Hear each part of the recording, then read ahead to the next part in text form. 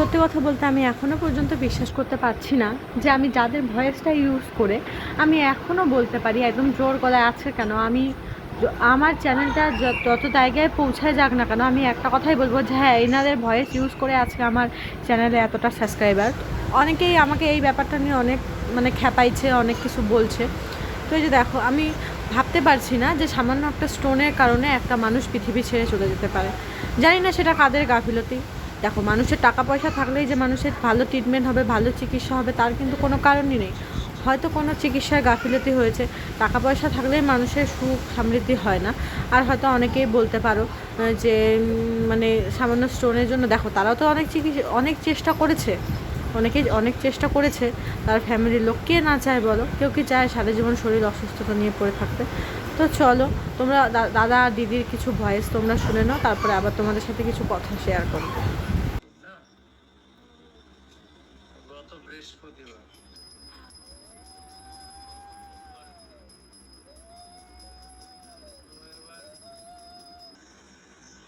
আচ্ছা না দাদা, এখন বাজে 8টা 4। যাই হোক, আমি ভেবেছিলাম যে 35 মিনিট বেশি ওখানে, ওই জন্য আমি 8টা 8 বলেছিলাম। 4 বাজে,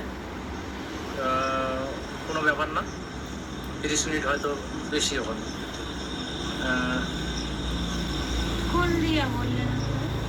কাকুলিদাস দাদা কালকে রথ দেখতে আসবে না রাধা গোবিন্দ মন্দিরে? আগামীকালকে রথ। আচ্ছা, আমরা ভুলে গেছি সবকিছুই, বাড়িতে অসুস্থ তো সবকিছু ভুলে গেছি। আমি তো শুনলাম রবিবারে, তো কালকেই তো রবিবার, কিন্তু সামনে রবিবারে শুনছি না। তো আমরা সবকিছু ভুলে গেছি। রথে আমরা কত অনুষ্ঠান আনন্দ করি। তো যাবো, নিশ্চয়ই যাবো। আমাদের বাড়িতে অনেক রান্না হয়। যার আমাদের এখানে 8টা 3। আচ্ছা, কালকে যাবো। রথের দড়ি টানা খুব ভালো, শাস্ত্রে আছে যে রথের দড়ি টানে তার আর পুনর্জন্ম হয় না, সেই জন্য টানবো। জন্ম মৃত্যুর এই পরীক্ষায় আসতে হয় না। যাই হোক, এত সহজ নয় জানি কৃষ্ণ পাওয়া, তবুও তো যেগুলো সুবিধার মধ্যে সেগুলো তো করতে। আচ্ছা, একজন বলছেন নিশু খান, কেমন আছো দিদি? আমি সোনা মসজিদ 0 পয়েন্ট থেকে। এই তুমি কালকেও কমেন্ট করেছিল 0 পয়েন্ট, সোনা মসজিদ 0 পয়েন্ট, এটা কোথায় আমি বলতে পারছি না, চিনি না। হতে পারে।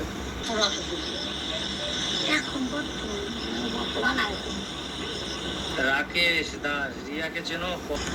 সজীব মন্ডল লিখেছো, আপনারা কি নিরামিষ খান, আমিষ খান না? একদমই।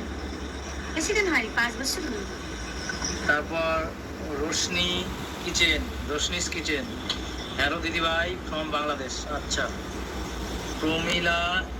আমি একটা ভিডিও দেখাতে চলেছি, তো আমার ভীষণ খারাপ লাগলো। আমি এতদিন থেকে ফলো করিনি, আমার জাস্ট একটা ভিডিও দেখার পরে আমার একদম ভিতরটা কেঁপে উঠলো, যেটা সত্যি কথা। কারণ আমার যে শর্ট ভিডিওর মধ্যে একটা ভিডিও, যেটা হয়তো আমি আগে প্রচুর প্রচুর প্রচুর প্রচুর শর্ট আমি ওদের ভয়েসে পোস্ট করেছিলাম।